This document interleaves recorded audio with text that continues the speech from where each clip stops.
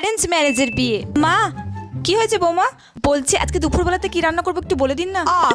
তা শোনো, আম দিয়ে টক ডাল করবা, আর শোনো ঝুরঝুরি আলু ভাজা করবা, আর ফ্রিজে দেখো গা একটু মাছ পড়ে আছে, ওইটাকে একটু আলু দিয়ে পাতলা করে ঝোল করো গা। আর শোনো শেষ পাতে একটু চাটনি একটু পাপড় ভেজে দিও, না হলে আবার আমার খোকার হয় না, বুঝেছো? এর থেকে আবার বেশি কিছু রান্না করো না, যা গরম পড়েছে এই রান্না করো। যা, এত কিছু রান্না করতে বলছি তারপরে বলছি অল্প কিছু।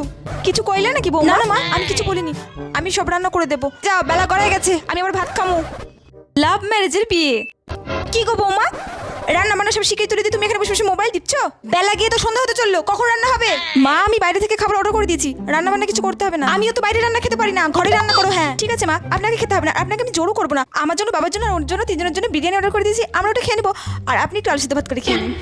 না না বৌমাকে আর কিছু খাওয়া যাবে না, তাহলে আমার বিরিয়ানিটাই হাতছাড়া হয়ে যাবে। বৌমা আমি তো এমনি কইতেছিলাম, বিরিয়ানি তোমার প্রিয় খাবার, আমার জন্য এক প্লেট আনো। হ্যাঁ যে রান্না করতে বলেছি অমনি বিরিয়ানি ওনার প্রিয় খাবার হয়ে গেছে, আজকে মজা করে বিরিয়ানি খাবো।